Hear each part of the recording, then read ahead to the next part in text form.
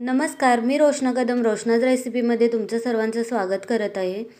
मी आज तुम्हाला चॉकलेट केकची रेसिपी घेऊन आलेली आहे. तर इथे मी अर्धा किलोचा चॉकलेट केक बनवलेला आहे.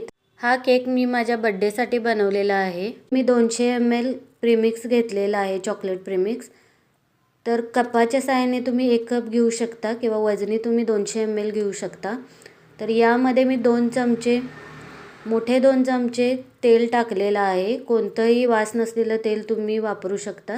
तर इथे मी सनफ्लॉवरचं ऑइल घेतलेलं आहे. तर इथे मी 1 कप पाणी घेतलं होतं, त्यामधील अर्धा कप पाणी यामध्ये टाकलेलं आहे आणि आपल्याला हे मिक्स करून घ्यायचं आहे. प्रीमिक्स अशा कन्सिस्टन्सीमध्ये आपल्याला बॅटर बनवून घ्यायचं आहे. तर इथे मी 6 इंचाचा केक टीन घेतलेला आहे. तर त्यामध्ये बटर पेपर ठेवलेला आहे. त्यावर थोडंसं तेल टाकून आपण ऑइलने बटर पेपर ग्रीस करून घेणार आहोत. त्यानंतर जे आपण बॅटर बनवलेलं आहे ते यामध्ये टाकून घ्यायचं आहे. स्पॅच्युलाच्या साहाय्याने पूर्ण आपल्याला यामध्ये बॅटर टाकून घ्यायचं आहे. त्यानंतर आपण हा केक बेक करायला ठेवणार आहोत. तर थोडंसं टॅप करायचं आहे केक टीन आणि साईडला ठेवायचं आहे. तर इथे प्रीहीट करायला 5 मिनिटं आधी आपण एक मोठं भांडं ठेवलेलं आहे. जाड भांडं आपल्याला घ्यायचं आहे. त्यामध्ये एक प्लेट टाकलेली आहे. त्यानंतर आपण प्रीहीट झाल्यानंतर भांडं त्यामध्ये हे केक टीन ठेवून देणार आहोत आणि एक 20 ते 25 मिनटं आपल्याला लो टू मीडियम फ्लेमवर केक बेक करायला ठेवायचा आहे.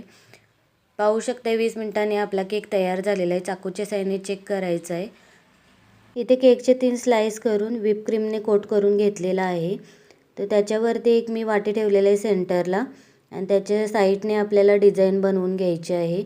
तर मी पायपिंग बॅगमध्ये पिंक कलर टाकून घेतला होता आणि त्याच्यामध्ये व्हाईट क्रीम टाकून अशा पद्धतीने रोजेट बनवून घेतलेले आहेत. आणि खालच्या साईडने आपल्याला सेम नोझलने 2D नंबरचं नोझल यूज केलेलं आहे मी इथे. तर खालच्या साईडने स्टार देऊन घ्यायचे आहेत. पूर्ण केकला कवर करून घ्यायचं आहे स्टारने.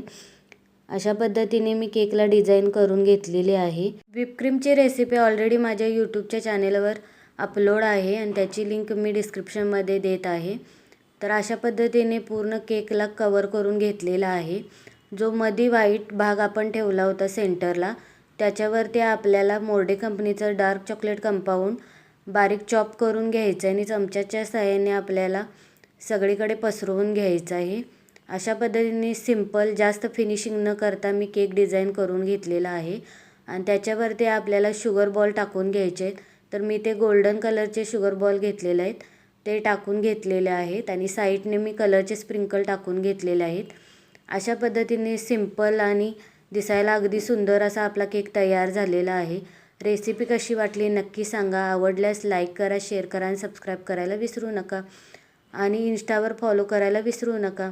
याच्यावरती शेवटी हॅपी बर्थडेचा टॅग लावलेला आहे. नेक्स्ट टाईम मी पूर्ण रेसिपी तुमच्यापर्यंत पोहोचवण्याचा प्रयत्न करेन. यामध्ये काही शंका असेल तर नक्की कमेंट करा. धन्यवाद.